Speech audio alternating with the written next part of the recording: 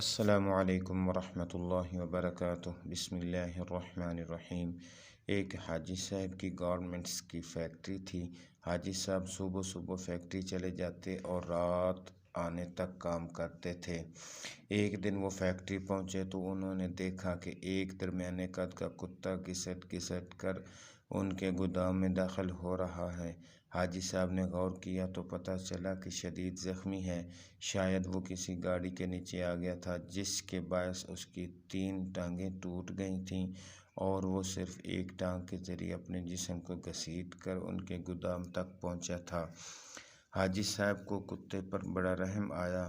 انہوں نے سوچا کہ وہ کتے کو جانوروں کے کسی ڈاکٹر کے پاس لے جاتے ہیں، اس کا علاج کراتے ہیں اور جب کتا ٹھیک ہو جائے گا تو وہ اسی گلی میں چھوڑ دیں گے۔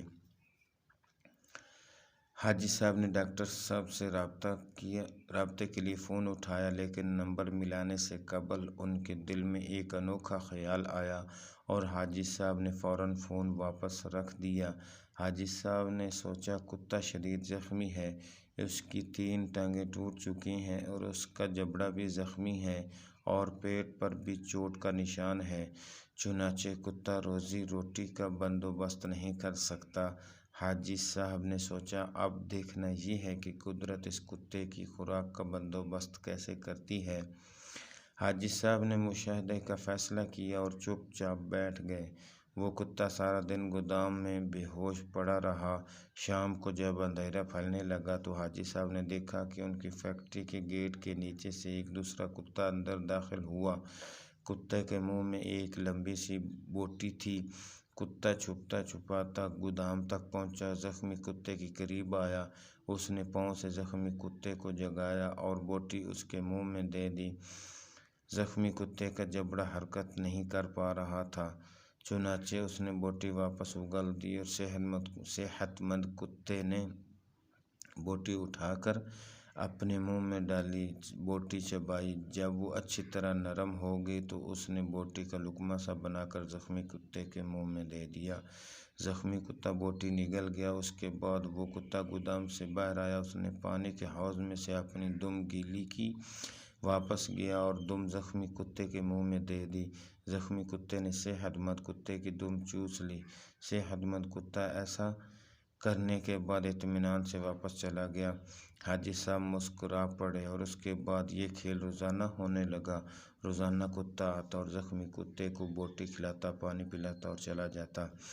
حاجی صاحب کئی دنوں تک یہ کھیل دیکھتے رہے۔ ایک دن حاجی صاحب نے اپنے آپ سے پوچھا کہ وہ قدرت جو اس زخمی کتے کو رزق فراہم کر رہی ہے، کیا وہ مجھے 2 وقت کی روٹی نہیں دے گی؟ سوال بہت دلچسپ تھا۔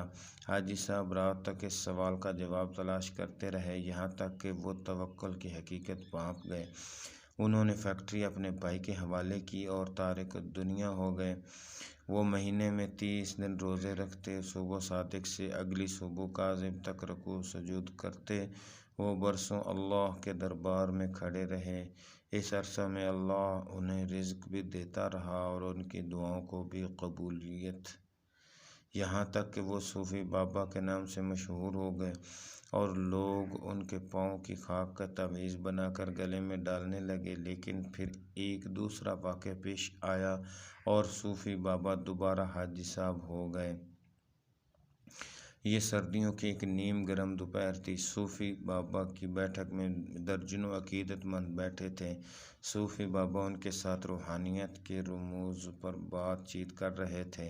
باتوں ہی باتوں میں صوفی بابا نے کتے کا قصہ چھیڑ دیا اور اس قصے کے آخر میں حاضرین کو بتایا کہ رزق ہمیشہ انسان کا پیچھا کرتا ہے، لیکن ہم بے وقوف انسانوں نے رزق کا پیچھا شروع کر دیا ہے۔ اگر انسان کی توکل زندہ ہو تو رزق انسان تک ضرور پہنچتا ہے، بالکل اس کتے کی طرح جو زخمی ہوا تو دوسرا کتا اس کے حصے کا رزق لے کر اس کے پاس آ گیا۔ میں نے اس زخمی کتے سے توکل سیکھی، میں نے دنیا داری ترک کی اور اللہ کی راہ میں نکل آیا۔ آج اس راہ کا انعام ہے کہ میں آپ کے درمیان بیٹھا ہوں۔ ان 30 برسوں میں کوئی ایسا دن نہیں گزرا جب اللہ نے کسی نہ کسی وسیلے سے مجھے رزق نہ دیا ہو،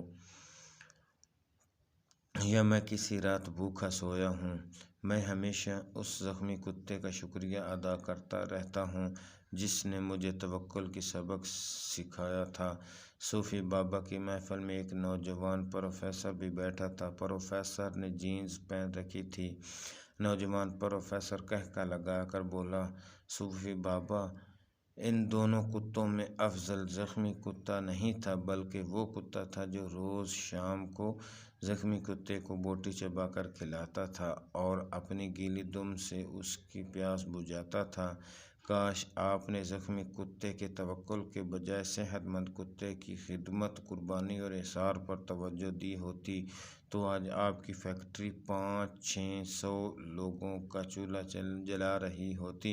صوفی بابا کو پسینہ آ گیا۔ نوجوان پروفیسر بولا، صوفی بابا، اوپر والا ہاتھ نیچے والے ہاتھ سے افضل ہوتا ہے۔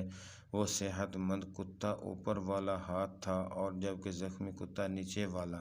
افسوس آپ نے نیچے والا ہاتھ تو دیکھ لیا لیکن آپ کو اوپر والا ہاتھ نظر نہ آیا۔ میرا خیال ہے آپ کا یہ سارا تصوف اور سارا توکل خود غرضی پر مبنی ہے، کیونکہ ایک سخی بزنس مین 10,000 نکمے اور بے ہنر درویشوں سے بہتر ہوتا ہے۔ نوجوان اٹھا، اس نے سلام کیا اور بیٹھک سے نکل گیا۔ حاجی صاحب نے 2 نفل پڑھے، بیٹھک کو تالا لگایا اور فیکٹری کھول لی۔